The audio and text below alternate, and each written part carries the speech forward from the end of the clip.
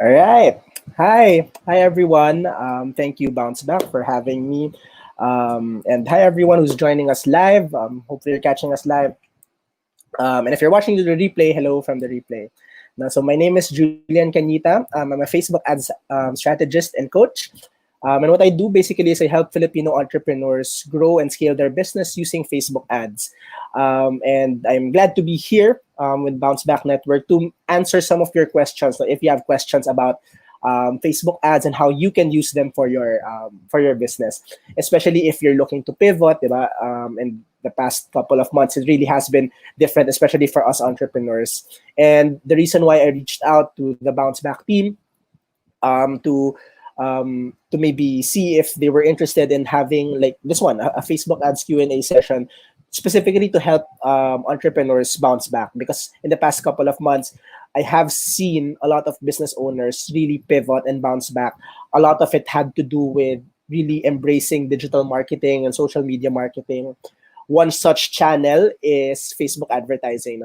That is my expertise, and I'd love to help you out with that, not regardless of what level you're at with Facebook ads. No, maybe you haven't tried Facebook ads before, and you're just seeing this, hey, what's Facebook ads? I want to learn it. Or maybe you've tried it but it hasn't been working. Or maybe you've been some of those who have tried Facebook ads, and it has been working for you. You've started to see your results from it, and you want to learn more. No, so that's what this afternoon is about. I'm here. I'd love to share with you what I can with regards to Facebook ads. It's a whole topic on its own. I can talk a lot about it, but if you're here, if you're watching, what I'd love to learn talaga is what your most burning questions are, so that we can answer them for you. No, so please feel free, wherever you're watching this from, please feel free to comment your questions so that we can answer them. No? So hi everyone. So hi Grace. Yeah, thank you for watching us. No, so while we're waiting for your questions, I can give you some advice. No, especially for those who are not completely familiar with what Facebook ads are. Maybe you're joining us and saying na parang what's Facebook ads? May ganyan pala. No, so Facebook ads basically, if you go through your Facebook newsfeed, yun yung makikita nyo yung mga sponsored ads, yung kaya may name Julian Canita and then may word na sponsored. No, so a business is paying Facebook so that you see those ads. Now, why is this important? Now, again, a lot of people are pivoting online, especially those who haven't really tried it yet. And kaya the past couple of months, diba, ang daming gumagawa ng Facebook page. Diba? That's why on a daily basis, you'd probably get invites from your friends to please like this page, which is cool. Because that's how we do business on Facebook. So a lot of Facebook pages are being created. You have probably started to create your own Facebook page. And you may have probably noticed, for example, let's say you have 500 likes. 500 people like your page. But when you post, makita mo dun how many people you're reaching. Sometimes you'll be surprised na even though 500 people like your page, sometimes ang reach ng post mo would be 50. Parang ganon, diba? It won't reach everyone who likes your page. What Facebook ads allow you to do is, number one, you can maximize that. You can reach more people who like your page. But in addition, more important than that, you can reach much more people who don't even like your page. No, you can reach people based on their personalities. Now, you might have been probably wondering at one point or another, diba? Sometimes you probably said na, bakit yung Facebook ko puro na lang wedding pictures, or yung Facebook ko na lang puro pictures ng babies or children, or yung Facebook ko puro na lang kalokohan. So how Facebook works is it feeds us content and then we interact with that content, diba? So for example, let's say I like jokes, I like memes. So what I would do is when jokes would appear on my newsfeed, I would like them, I would laugh, I would comment, and these small interactions, excuse me, these small interactions with Facebook, that is how Facebook profiles us. Now, for example, if I like basketball, my behavior would be to watch basketball videos on Facebook. And by doing so, Facebook will start to see, si Julian likes basketball, likes NBA. No, and because it wants to keep us in the platform, Facebook will now use this information to continuously feed me data or content about basketball. Diba? So the more I engage with that type of content, the more I receive. The more I receive that type of content. So that's how we target, also using Facebook ads. If on the other hand I sell basketball apparel, I can tell Facebook, hey Facebook, please show my ads to people who are basketball fans, no, who are basketball players. And then Facebook will start to look at its own data and see, okay, these set of people mahilig sila sa basketball, so let me show the ads to them. So in a nutshell, that's how Facebook works and how Facebook ads work and how you as an entrepreneur can reach your ideal target audience. And it helps small business owners talaga because, or small to medium business owners, because usually when we think about advertising, the first thing that comes to mind would be the big budgets. Diba? But with Facebook ads, you can actually get started with 51 pesos per day. So that's 51 pesos reaching your specific target audience. Now, if you want, for example, to reach women only, you can do that. If you want to reach people between the ages of 20 to 30 only, you can do that. So you can really pinpoint who your target audience is, and it really helps if you know already your specific target market. Like for example, kami, we resell or we sell breakfast items here in our neighborhood. So what we actually did was to target our neighborhood, because you can get that, you can be that specific. Just target your local neighborhood or target a 1 mile radius around where you are, just to advertise to your neighbors. So you can do that. Now, so that's the basics for Facebook ads if you haven't experienced it yet. Now, so I know there are a lot of questions now coming in, so I'd be happy to answer them. Now, so let's get to this question on the screen. I have an existing ad, and the call to action is send message. Why is it I feel like they are just bots, or I think Facebook is just paying them to send a message? All right. So usually with Facebook, the goal of Facebook is to give you results at the lowest price possible.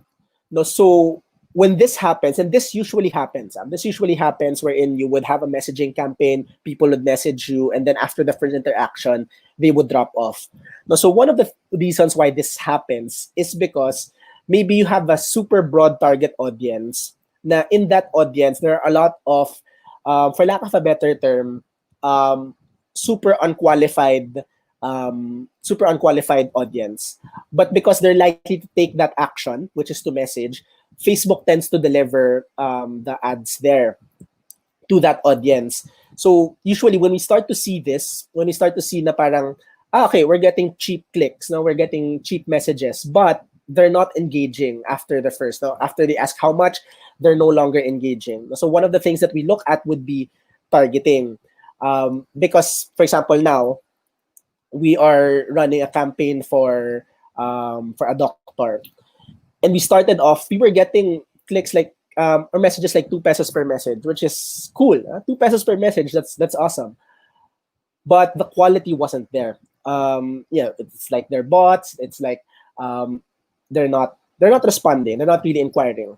So we narrowed down our target audiences. So we targeted specific neighborhoods. We layered our audiences with more, shall we say, higher end interests like luxury brands, just to have that layer of quality. So what happened was we got less messages, and our cost per message increased from 2 pesos per message to around 10 to 12 pesos per message. But we had better quality leads because we narrowed down our audiences. So if that's happening to you, one thing I would look at would be to narrow your audience to a more specific one, and see if that helps improve. Second, it's also possible that people get sticker shock, meaning they see your price, and whatever price that is, they start to, I'm not interested anymore. And what you can do with that is to run what we call a remarketing campaign, running a campaign only to the people that have sent you a message before. No, parang follow-up campaign. And then letting them know na, hey, you inquired, maybe you were interested, here is what some of our customers had to say. So we do those things if that happens. Number one, run a remarketing campaign. And number two, look at our audiences. Right? So thank you for that question. Let's get to Grace's question. There has been a for where business owners help each other increase their page likes. Question: does this help lessen the cost of Facebook ads per interaction and reach when the likers are also business pages and not personal accounts?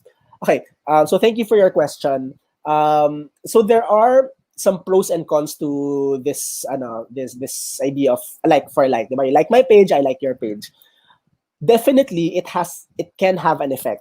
No, it's what we call social proof. You know how sometimes, for example, when you're in a new area, and we do this when we're out in a place that we don't know or in a mall that we don't know. Pag hindi namin alam kung saan kakain, we usually look at the place where there's a lot of people. Because if there's a lot of people, chances are masarap yung pagkain doon. No, and that's social proof. And that is what having a lot of likes on your page can do. However, for me personally, I'm not a fan of the like for like. I'm not a fan of getting your friends to to like your page, because Facebook on its own, it does its own parang learnings about its different pages. So for example, if I want if my target market is entrepreneurs, ideally I would like to have entrepreneurs as the people who like my page, because people will start to see, for example, Julian's page, a lot of entrepreneurs like this. Then it starts to analyze my audience so that it can suggest my page to other entrepreneurs as well. So that happens within Facebook's own internal parang algorithm. So that helps. But if I have like a lot of random people in my page, especially if I'm just starting out, it's not bad. No, the numbers there, parang 1,000 people like Julian. That's cool, but it can also mess up the learnings or how Facebook can suggest your your page to other people. Now, to the specific question, does it affect the ad cost? In my experience, not necessarily. No, it affects number one, if Facebook is organically suggesting your page, and it affects when people make the decision to transact with you. Now, for me, I'm not a fan of kailangan maraming likes bago makapag-run ng ad or para to be trusted. No, but I did a survey, small sample size lang, 300 people, and 2/3 of them said that when they are transacting with a business page, the number of likes matter. No, so, yeah, take that information as you will. Pero for me, usually hindi ko na pinanggigigilan yung page likes. All right. Okay. How come we have a page with 700,000 likes, but there's absolutely very little engagement on my posts? Okay. So thank you for that question. That really has to do with the relevance of the content in your post and how you got those likes. Kasi baka, so one way I'm thinking is if you did run ads before, baka you ran ads and then people weren't necessarily really in your target market, but Facebook wanted to deliver you those results, kaya you got a lot of likes, ng cheap likes. But in terms of the content you're putting out, maybe there's a disconnect between the people or the 700,000 people versus the content you're putting out. So what I would look at, would be to run ads to your audience only. No, and you base that, so that will allow you to reach more of that 700,000. So let's say mga 100,000 of the people who like your page, and then have content out there, or have something that you feel is relevant for them, and then you gauge from there. Are people engaging? Are people engaging with this? Kasi you will see there, if you put money on Facebook and you boost it para makita talaga ng 700,000 or a percentage of it, but they still don't interact kahit na pinakita na or binlast na sa kanila, then that means that there is a disconnect with the content you have versus what they are interested in. So it would be good to parang have that conversation with them through Facebook na parang, why did you join this page? What can we support you with? And for me, that's what I would do. So thank you for that question. Let's get to this question. What's the difference between boosting lang from post and using Business Manager? Okay, so one of my favorite questions. I think this is one of the most common questions I get. No, if you're running a page, lumalabas yung boost post option, diba? Lumalabas yung boost post option, and then here are people like me saying na, hey, you should go to Ads Manager or Business Manager or run your ads from there. So what's the difference? Okay. When you run an ad from Facebook Ads Manager, you go through a longer process. Now, meaning you're parang tatanong ka ni Facebook, what is your objective? Who's your target market? And then what's the ad? When you boost a post, you don't get asked what your objective is. And this is very important because when you run your ads from Facebook Ads Manager, you get to select the objective. And with the objective, you're telling Facebook what result you would like. Now, for example, if I want people to sign up for my webinar, to go on my page and to sign up for the webinar, I would want people to convert. That's the term we use. And with conversion, I would use conversion as the objective because that's what I want. If I just want people to visit my page, for example, today's 9/9, I want you to visit my Lazada page to check out my products there, I would use an objective called link clicks or traffic because that's what I want. I want you to come to my website. If I want you to message me, I would use messages as my objective. Now, what happens when you boost posts? You skip this process of selecting a campaign objective, and it automatically runs your ad for engagement. And engagement can mean liking the post, commenting, or simply just clicking the post, getting that engagement. And that's why a lot of people, what they tell me is, Julian, I've tried running ads. I've tried boosting my post, but all I got were likes and a few comments. I didn't really get any inquiries, and I didn't get any sales. That's because your ad was optimized for engagement because you didn't select the specific objective that you actually want. Now, we actually tested this before when I was learning Facebook ads. We were bringing people to a landing page where they would sign up for a webinar. And the ad that we used was a video. Now, so we tested same targeting, same ad, but 3 different objectives. Number 1 was the video view objective. Number 2 was the traffic or the link clicks objective. And number 3 was the conversion objective. The video view objective, the video view campaign, it got us a lot of video views. A lot of people saw the video, which was cool, but not a lot clicked on the ad, and none converted to sign up for the webinar. The second campaign, the link campaign, got less video views, but it got a lot of clicks to the website to check out the sign up page, but not a lot converted. I think our conversion rate was around 10% or even lower.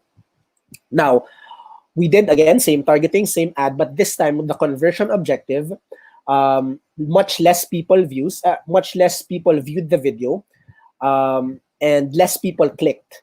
But that is where we got around 80% of our webinar signups because the conversion rate was mga 50%. Our ads were being delivered to our target audience who were likely to take the action we wanted, which was to sign up for the webinar. No, so it's very important. It's a very important distinction. Not to bash boosting posts because it has its purpose then, but when I would highly recommend that you run your ads from Ads Manager so that you can tell Facebook what results you're actually looking for. Now, if you want people to message you, use messaging objective. If you want people to convert or to buy on your website, use conversions. So thank you for that question. Let's get to Joy's question. How can we set up an automated bot in Messenger that allows customers to choose the product and book orders? All right. So this one naman is really out of my expertise na kasi pang ads ako, but I know that I can answer your question naman. So you can do these automated messenger bots with the help of tools like ManyChat or ChatFuel. I'm not sure what other tools there are, but there are a lot of tools out there which are, like for example, I'm familiar with ManyChat. It's not too techy kasi all you have to do is parang drag and select buttons. Now, ako personally, I don't use chatbots simply because I don't know how to. I tried learning it, hindi ko naintindihan, so I stuck to my expertise na lang, which was Facebook ads. No? But you may want to check out ManyChat for that. Right, thank you. Next question from the Watch Party in Bounce Back Restaurants. What content is the most effective for Facebook ads in order to convert to actual orders from my page? All right, sige. So, I like this question kasi usually yun yung concern ng mga tao na parang, okay, I know Facebook ads, I know my targeting, but they're not, they're liking the page or the post, but they're not inquiring or they're not no, they're not converting to customers. No, and for me, I like using this analogy. No, so try to imagine with me here. Imagine it's a Sunday morning. Excuse me. It's a Sunday morning, and wala nang COVID or whatever, and it's now safe to go outside. Tapos mamalengke ka. No, mamalengke ka on a Sunday morning, and when you step inside the market, no, there's this guy, shorts, sando, looking at you, smiling, parang, hey, kuya, ate, gusto mo ba ng isda? Bagong huli, fresh catch. Would you get caught off guard? No, si kuya, nakasando, naka-shorts, kuya, ate, bili kang isda. Would you get caught off guard? My guess is, for most of you, you wouldn't. No, you wouldn't get caught off guard because alam mo, pupunta ka sa palengke, people will be there to sell you their fish, their vegetables, ganyan. No, and then you went home that morning, pahinga ka, chill ka, took a nap, and then you woke up, patapos na yung hapon and then you're going to get ready kasi that night, you're going to attend a party, no, a wedding of your friend, barkada mo. Then you all get dressed up, naka-gown ka, naka-suit ka. Pagpasok mo ng venue, it looks all nice. You start to see your friends, they're drinking na sa bar. And the moment you step into the very nice venue, that same guy, that same kuya wearing shorts, wearing sando, smelling like the market, hands you a fish and says, kuya, ate, gusto mo ba ng isda? Would you get caught off guard this time? Chances are yes, diba? If I had to guess. Why? Because you're selling fish in a place where it's supposed to be social, diba? And diba, Facebook is a social media platform, and how to really connect with your audience is to be social. You know? You like, for example, for me, what works for me really is telling stories, sharing experiences, sharing advice. No, and for me, hindi masyadong gumagana, even with the clients I work with or the students I work with, yung tipong parang si kuya na nasa social gathering ka, nasa social media platform ka, tapos benta agad, diba? Parang, hey, buy my stuff or check out this new product or whatever. So in terms of what content to put out there in ads, I would highly recommend putting content out there that is relevant to your target audience. Not to say na wag kayo magbenta. Of course, that's our goal. No, but you use conversational content to get people to attract your target audience, and then give them a call to action to do what you want them to do, whether it's to message, to inquire with you, or to check out your website for more information.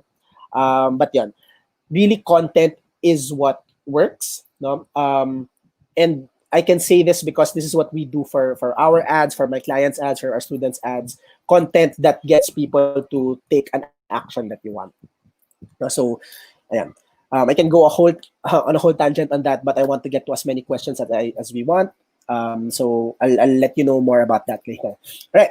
Magkano po kumuha ng FB Ads Manager instead na kami yung gagawa, and what is the return?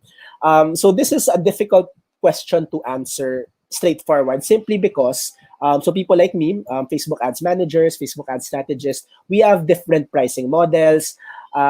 Some do it ng per campaign, some do it ng per result, like commission basis.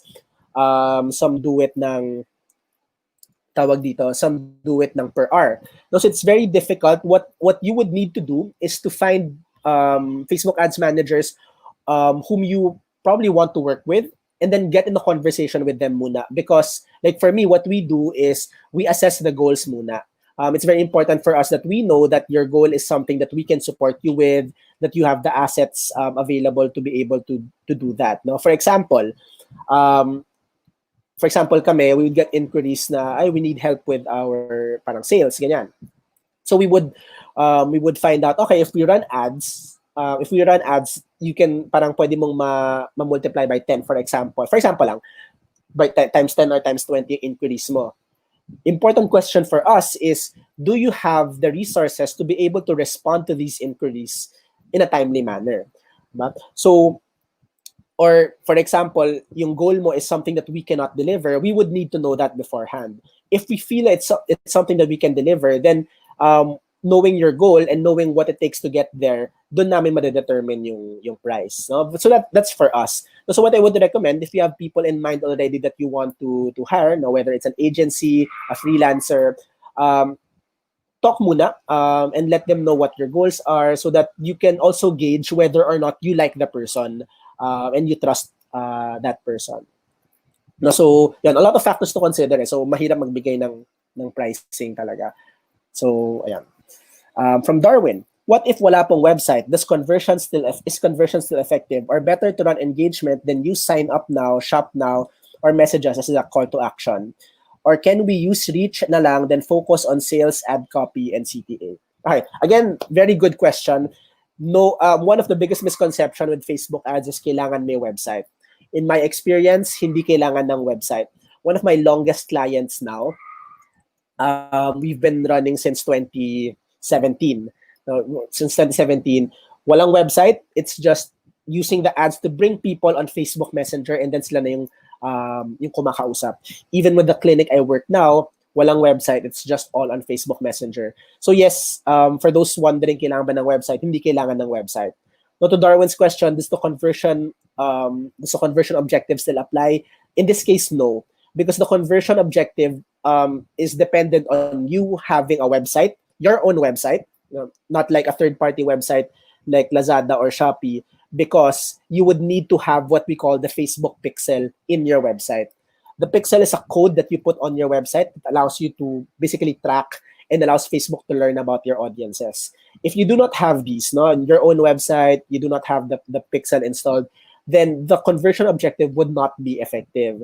To your point, I would agree with you, mas okay na mag-messaging campaign ka na lang. At least nakakausap mo yung target audience mo and you get to follow up with them.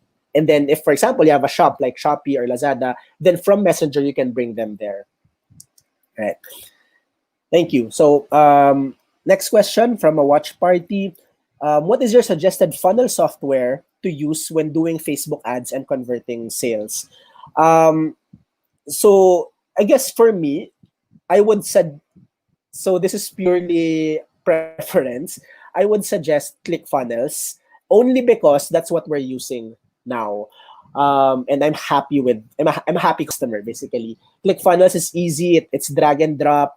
So for me na hindi ako visually, hindi ako designer, kahit drag and drop yan, nahihirapan pa rin ako maggumawa ng magandang design. But ClickFunnels allows me to work with templates that are already there. Na parang, uy, ang ganda nito. Then I just use it. I just change the template with my text, with my pictures. Tapos it looks professionally done na. Another tool that we are using now, we're testing now, is called Lead Pages. So we're just starting to use it this month. We haven't really explored it. But I hear good things about it naman. But yeah, so those are my personal recommendations only because yun yung nagamit ko na. Okay, from RS. Pansit po namin sa mga ads namin, halos madalas nasa Visayas or Mindanao po na target. How does Facebook determine the specific location ng audiences? Thank you po. So a number of factors. No? So number one, your current, yung mga nakalike sa page mo. That can be a factor. Number two, the people who are engaging with your ads. Now, for example, let's say makatarget ka ng buong Philippines. And then the first few days, the people from Visayas and Mindanao were the ones who engaged more. No, so nakikita ni Facebook, sa Visayas, Mindanao, mas marami nag-engage, mas cheaper kasi less yung advertisers. Sige, so let's bring more ads to Visayas, Mindanao kasi mas marami tayong results doon eh. So it starts to snowball. If you're seeing this and you want more budget to be put, for example, sa Luzon or sa Metro Manila, what I would recommend is to have a separate ad set, no? A separate audience set or an ad set, targeting only Metro Manila or Luzon, so that your original ad set will continue giving you results from Visayas and Mindanao, and then meron kang dedicated budget only for Luzon and Metro Manila. No, so that na-maximize mo yung budget mo. Otherwise, Facebook will deliver your ads to where the results are coming from. No, so I hope that was helpful. All right. From Bounce Back Real Estate, Sir Julian, what is your overall suggestion for the real estate sales selling to OFWs? How do we target certain countries and not targeting non-Filipinos while boosting? Wait, sorry. How do we target certain countries and not targeting non-Filipinos? So you want to target Filipinos. Okay, so tama sa understanding ka. Okay. Sige. So overall, for the real estate industry, okay, this is for any industry, but it will be specific to real estate for the question. It's very important that you know your specific target audience and why they would want to buy. Diba? Even with real estate, people buy for different reasons. They buy it for themselves, they buy it for their children, they buy it for their families, they buy it as an investment. Diba? And when you have these different when you identify ano ba yung motivator nung target audience na to, you now have an idea ano ba dapat yung nasa ad mo or nasa copy mo that would be relevant to them. Diba? Kanina we talked about relevance. How your ad is supposed to be something that's relevant to them, na conversational and not so much selling. Like for example, I'm working with a broker now. We're specific na ang target market namin are investors, people who are looking for homes as an investment. So our ads, very straightforward siya na ito yung may prime lot dito. Ito yung price niya. So we put the price on the ad itself. Now, normally, I wouldn't recommend that kasi nga, as I was telling you kanina, I didn't want to be the kuya at the palengke. But we knew that this was the conversation that our target audiences, which were potential investors, were having. And we knew that by having the price there, it was relevant to them. So that has been getting us effective leads naman.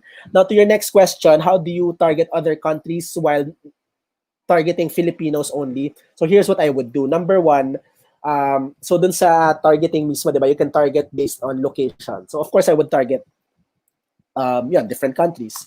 So for example, Singapore, Malaysia, Hong Kong, ganyan.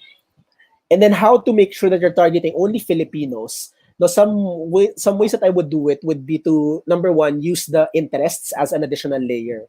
No, yung interests. You can go as basic as interests like Filipino language, Filipino cuisine. Sometimes we use interests that na pag someone's interested in this, Pinoy to. No, so those interests would include DFC, Coco Martin, parang ganyan. Kung pasok yun sa profile ng target audience mo. Kaya it's important that you know your target audience. And then finally, an additional layer that we put would be sa languages, kasi you can put languages. In languages, we put Filipino so that it helps us filter. Now, the targeting won't 100% be accurate, but you'll find this out naman as you get the inquiries. Diba? Parang pag nakakausap mo, ay hindi qualified. Sige, let's edit the audience. So, ay, marami pa rin foreigner. Sige, let's edit the audience. No, so it's a lot of research, but a lot of testing as well. So thank you for the question. I hope that helped. From Jessel, paano po mawawala yung Facebook policies or yung review pag napopost po sa newsfeed? Lagi ko po kasi na-encounter yon, lalo na kapag nagpo-post ako ng sabon, alcohol, etc. Okay. Jessel, I'm not sure if I'm going to answer your question correctly, but if I answer it wrong, please feel free to have a follow-up na lang. But my understanding is you're asking about policies, Facebook ad policies. And yes, because we are running ads on a platform, we still have to, may rules si Facebook that we have to adhere to. Like for example, bawal yung claims. I'm not sure what specific policy you're referring to, pero bawal yung claims with regards to weight loss or anything with regards to health and beauty, like whitening, ganyan, or claims about money, diba? Na parang na I gained I earned 100,000 pesos in 2 days with this trading app, parang ganyan. So bawal yon. So those are just some policies na bawal. Marami pang ibang policies na bawal. And when you run ads, you have to be sure na nire-review pa rin siya ni Facebook, and you have to be sure na you are compliant. So it's actually a quick read lang. What I would do is, if you're getting a lot of those rejections, your ad is being rejected by Facebook, what I would recommend is to go to Google, search ka Facebook ad policies to get the link.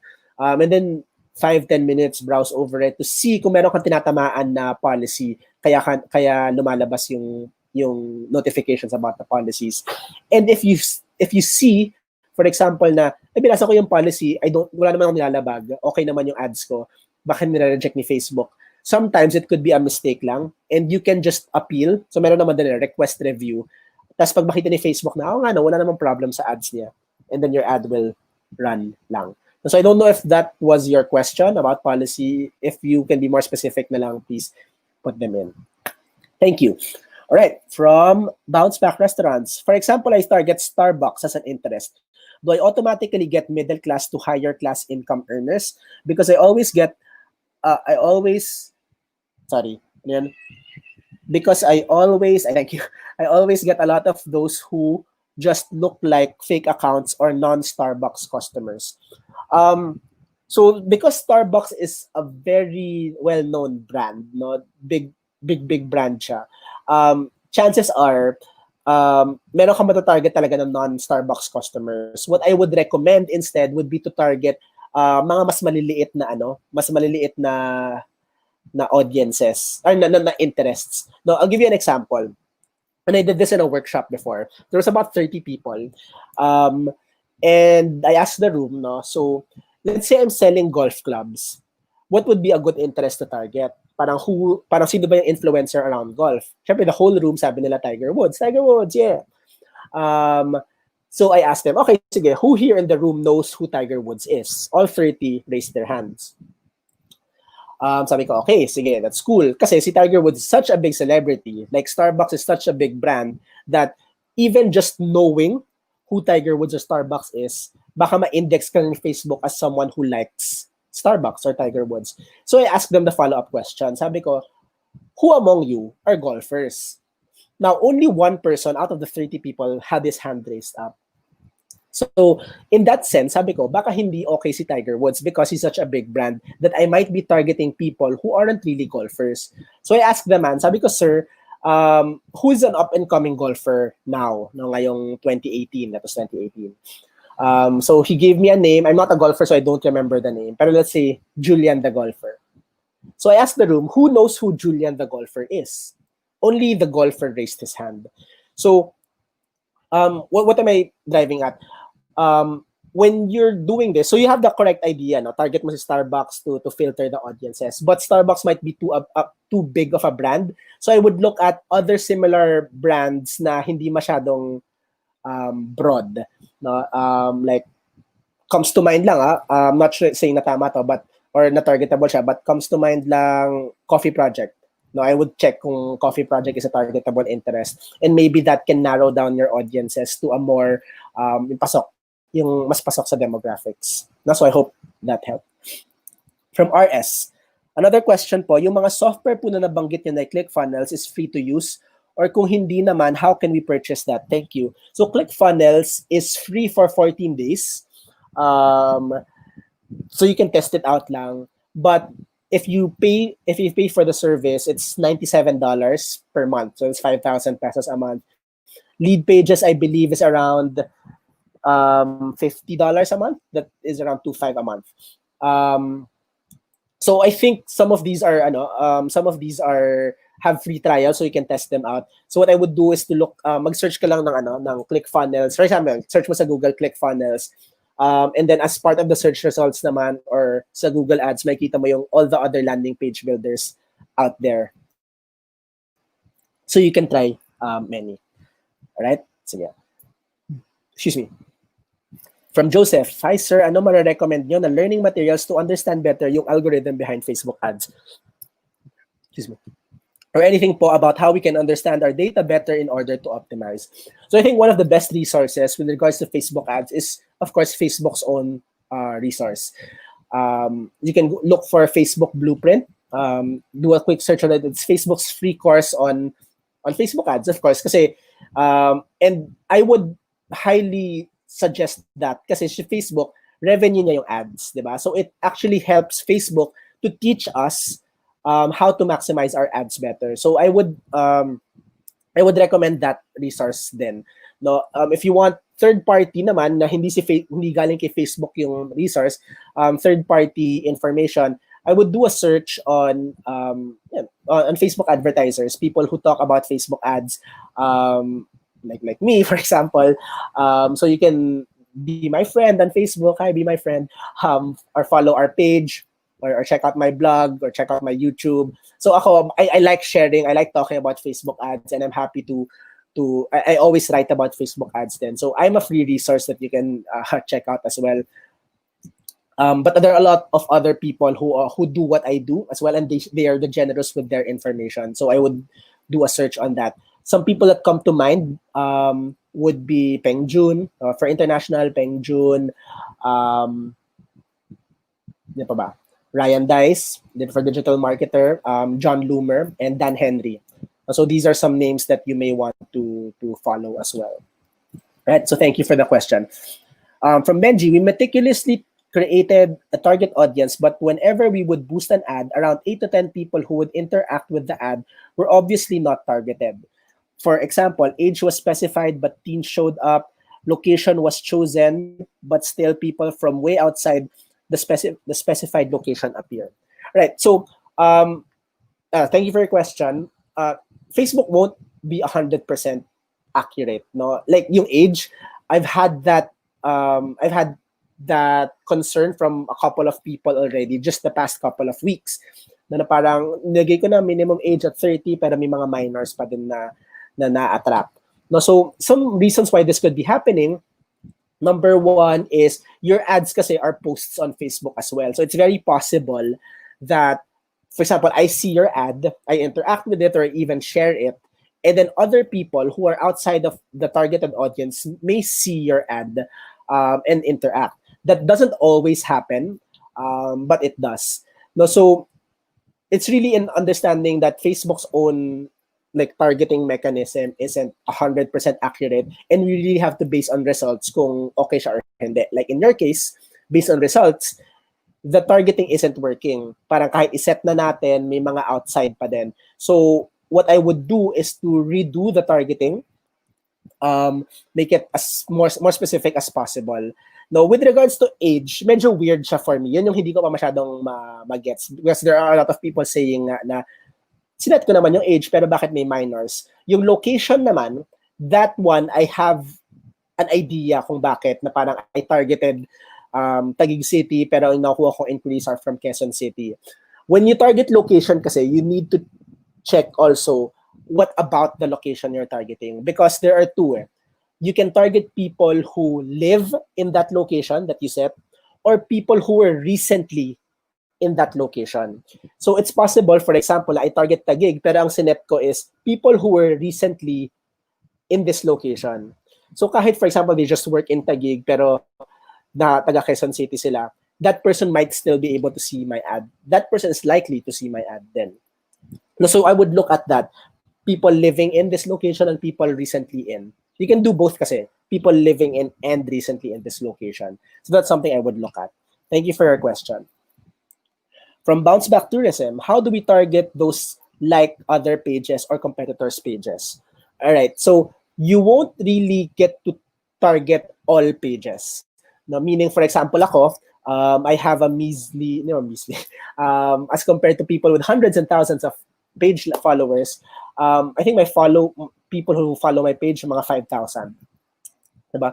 You won't be able to, Facebook doesn't have enough data to be able to target people who like my page. And if your competitor is around that level then, diba, parang less than maybe 100,000 likes or something, baka you're not yet indexed by Facebook. So not all your competitors will be indexed by Facebook, or hindi mo sila mata-target. How you can target them really is by knowing them in their profile, who they are. And for example, I work with a cosmetics company. It's a medium business, and hindi kami targetable by Facebook. Our competitors, hindi din targetable by Facebook. So what we target are our bigger competitors like Maybelline, Sephora. Kahit na technically, hindi naman sila competitors namin kasi they're like super big brands. Kami nasa medium level. But we use them as targeting because we know that the profiles of our actual target audience pasok dun sa target audience nila. We're basically serving the same audience. So that's what I would look at. Kung hindi ma-target yung competitors mo, look beyond your direct competitors and see other brands that you can possibly target. All right, from Marvin. Coach, kapag mo duplicate ang isang campaign, pati ba yung data nun is makakopy? No, when you duplicate a campaign, that is basically a new campaign in itself. No? So hindi makakopy yung data. All right. Thank you for the question. From Bounce Back Official, from Kane. What's the best time to increase the budget? I heard to do it at 12 midnight. Is it reliable? For me, I don't follow any time. No, with regards to ads, I don't follow any time to scale the budget or to post, because when you make changes to the ad, hindi siya because you posted it right now. For example, because hindi porket I changed the budget at 12 midnight na mag-increase ka agad yung budget. If it's a very big increase, for example, I double the budget, Facebook will, by routine, still go through the approval process. So it will take time. Sometimes kasi approval will take minutes or seconds. Sometimes approval will take hours. No? So yan, that's out of our control. So you can't really set a time. So for me, I don't set a time. I don't have a best time. That's my personal opinion. But I have a feeling why this person would suggest 12 midnight. If that person is like me na medyo OC with regards to when things are done, na documented, I would do it at 12 midnight para alam ko, this is when I change the budget. Parang ganyan. No, so, yeah, you can do it at 12 midnight, but for me, I don't have any specific time, the best time to increase the spending. No? Okay, from Kyle. How to do Facebook ads with supplements? No, so a couple of things there. Number one, with supplements, there are specific supplements na kailangan ng extra approval ni Facebook. So like what I said kanina, go to the policies, do a quick search on Facebook ad policies, go to restricted content, and look for supplements. And then Facebook will tell you there kung ano yung mga kailangan ng extra approval. If let's say pasok ka naman, wala namang problem dun sa supplement that you're selling, the next thing to watch out for is claims, especially kung health-related yan. You're not allowed to have claims, for example, lose weight and lose 30 pounds in 30 days, ganyan. Even if it's true, yun yung importante. Even if it's true, you're not allowed to make claims like that. Facebook will reject your ad. So you have to be careful with that. No? So you need to know kung ano yung mga pwede tsaka bawal. And then finally, how I would run supplement ads is you go to the reason why someone would want to buy it. Now, for example, I worked with a company before where one of our products was a calcium magnesium supplement. No, what didn't work was when I said, "Hey, check out my calcium magnesium. Bili ka ng calcium magnesium supplement." Ganyan. Because my target audience didn't know para saan yung calcium magnesium. Kung sabihin ko sa kanila, hey, it will increase your calcium and magnesium levels. Wala naman sa kanila yon. But what was relevant to them was my target calcium magnesium helped with people with knee pain. So I started talking about knee pain. I offered parang, this is what you do pag may knee pain, ganyan, ganyan, ganyan. Another way to solve knee pain is by using this supplement. Parang ganon. So again, content, talking to what people find relevant. And then when it makes sense, that's when I offered, you can also try this supplement. No, so don't get caught my recommendation, don't get caught up too much in sa, hey, check out my product, check out my supplement, but focus more on why people would want to buy it, what's in it for them. So thank you for the question. From Bounce Back, Watch Party, magkano po ang testing budget na pwede i-spend and how long? Okay, so budget again is a difficult question to answer because Facebook kasi is a bidding platform, meaning there's no set amount that will give you results. Kasi if you're in a space na marami kang kalaban, no, for example, in the US, real estate is a very tough, maraming kang kalaban, maraming brokers na nag-ads, and ang taas ng budget nila.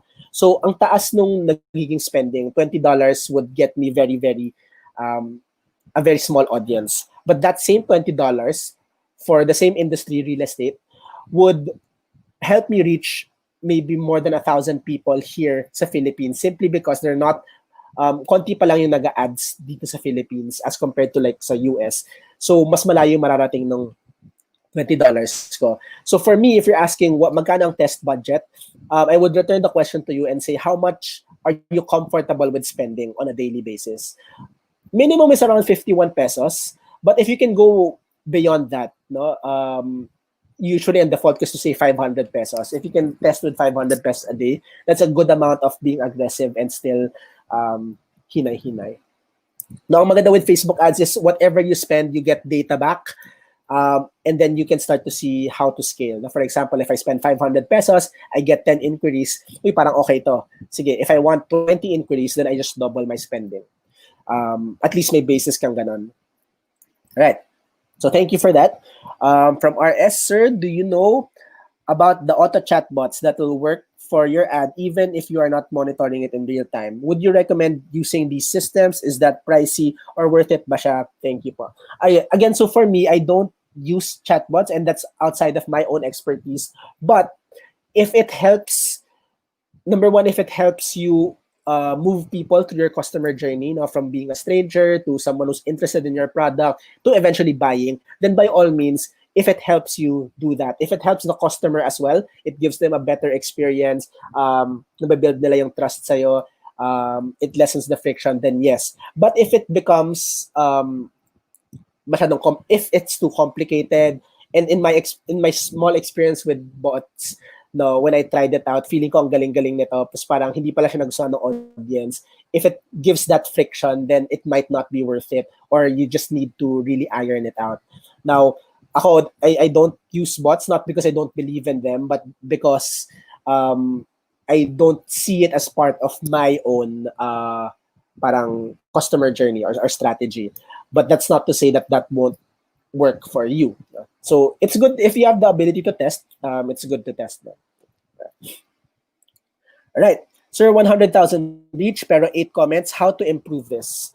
Well, number one, you may want to look at your audience, your target audience, if they're like the type to comment. Again, it's hard. It's hard to really say na kailangan mag-comment kayo kasi there's no objective specific to comments eh. Yun yung personally, yun yung isang concern ko. So really in this particular case, it's really in testing different audiences and making sure that your ad is enticing comments as well, 'di ba? Na parang may question, or you're getting people to say na getting people to message. Maybe you have like a survey question there or something. Now, something to avoid, if you want more comments, avoid yung mga posts na please comment game and I will send you a PM, or comment how much and I will send you ganyan. Because that's called engagement baiting, and Facebook doesn't like that. Mas gusto niya yung comments that generate conversation. Now, that's why it's good to ask questions, and really it's in testing the audiences to see kung sino yung mas magko-comment or not. Ayan. Thank you for the question. From Grace, in connection with many restrictions on ads for supplements, do you think Facebook ads is not recommended for that specific niche? So personally, syempre may bias, no?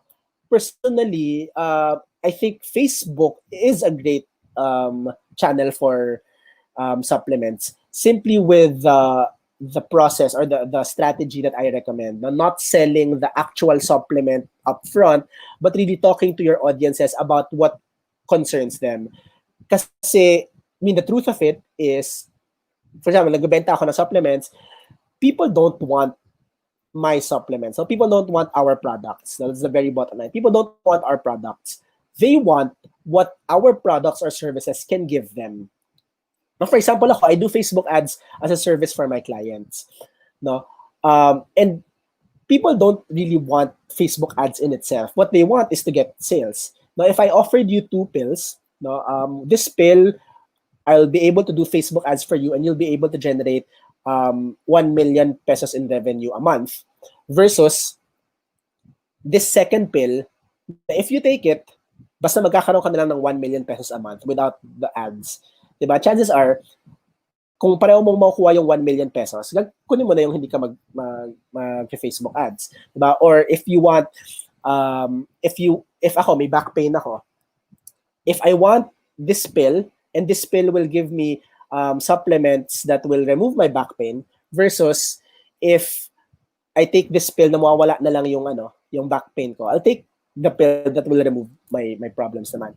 Diba? So Facebook is a good way to really connect with your audience and let them know why they should care about whatever you're offering them, no? Whether it's whitening or a supplement of kung ano man effect ng supplements mo.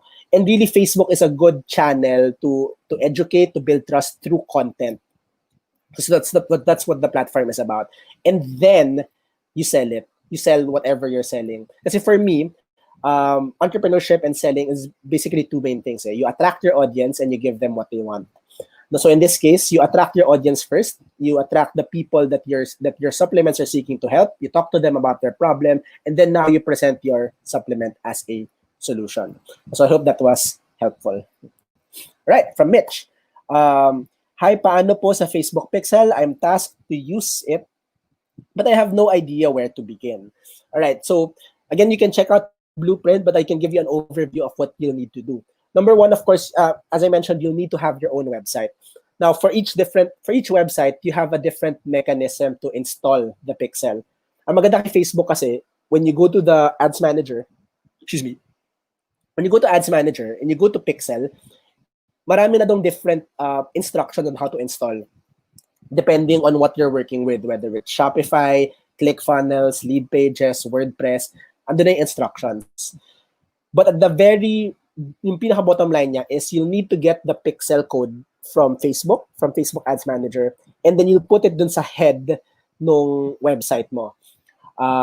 Simply copy-paste lang siya. There's even, if you're working with a developer, there's even a way na in just one click, masasend siya sa developer mo. Just put in the email address tapos send. Andun na yung instructions. No, yun na yung pinaka-techie part ng Facebook ads. Ako, hindi ako techie eh. Pero yun na yung pinaka-techie. Copy-paste lang. So yun, I would look at what website you're using, and you go to Ads Manager and then Pixel to get the instruction on how to install it. So I hope that was helpful. So time check lang, guys. It's almost 6 o'clock. Though wala naman tayong time limit for this. Though siguro we can have our last few questions. We'll see how that goes. Nakikita ko naman yung questions din. But yan, thank you for having me again. Pero let's get to the questions. Okay, from Bounce Back, I am getting a new audience. Is it a better way to use lookalike audience or just new interests, behaviors, etc.? All right, so thank you for the question. For those who don't know what lookalike audiences are, basically si Facebook, it has this power na, for example, may website ako, may e-commerce store ako, and then a lot of people are purchasing. Kaya ni Facebook makuha yung parang profile ng mga nagpa-purchase, and then it can create what we call a lookalike audience. Now, from its own internal analytics, Facebook will give me an audience who looks like the people who are my customers already. No? So having said that, if you're just starting, if you don't have data yet, like people who are buying from you, kung kaka-install mo lang ng Pixel, then it might not be effective yet to use lookalike audiences. But if you do, if you've been running ads na from before, may data naman yung Pixel mo, or you have a customer list that you can upload to Facebook, then yes, I would recommend using lookalike audiences na. And it's really in testing. So run it, create it, test it out, and then see if it converts for you. All right. From Benji, Facebook owns Instagram. Can we use the same target audience created on Facebook promoting an Instagram post? We can't seem to find this option when on the Instagram ads page. Are we missing something? Okay, thank you for that question, Benji. Yes, Instagram is owned by Facebook. And when we refer to Instagram ads, it's basically the same. No, so we're setting up Facebook, say Facebook ads from Ads Manager, and Instagram can be selected as a placement. So it's called the placement among many different placements that we have.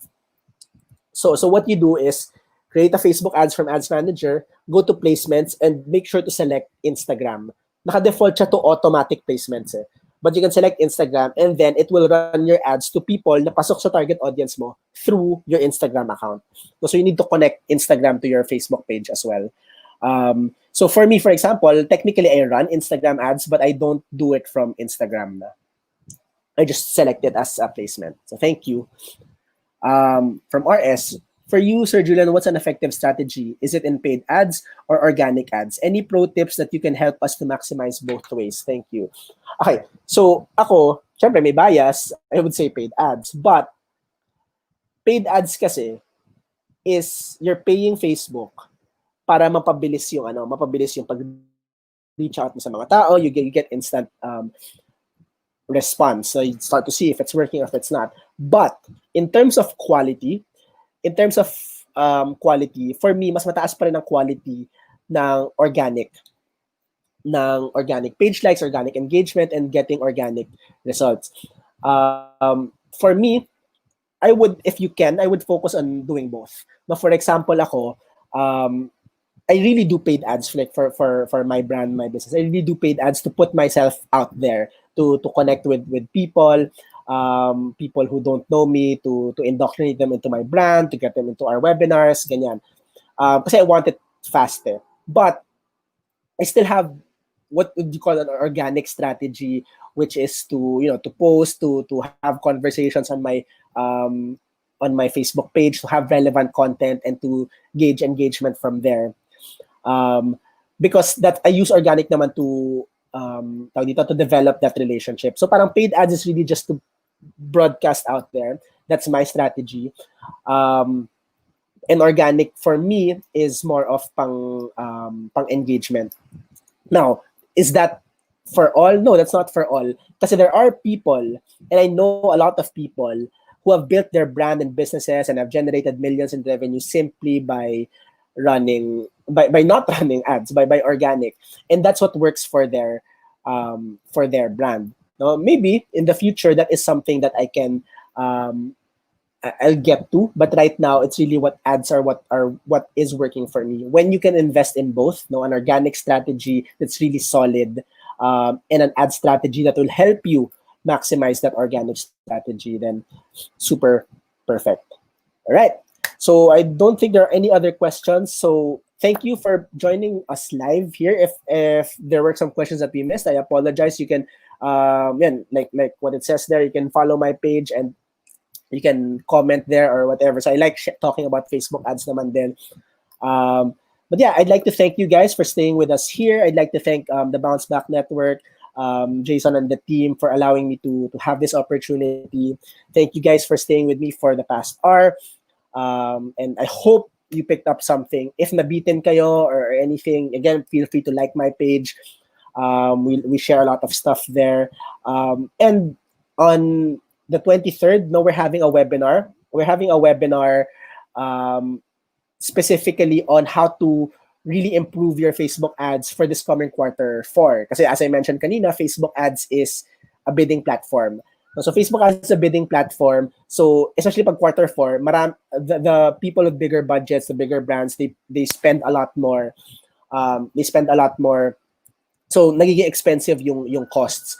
So we're having a webinar on how you can remain unfazed despite the rising cost of Facebook ads this Q4. So we will announce that by next week. We'll have the sign up for that and everything. So yeah, follow my page, add me as a friend.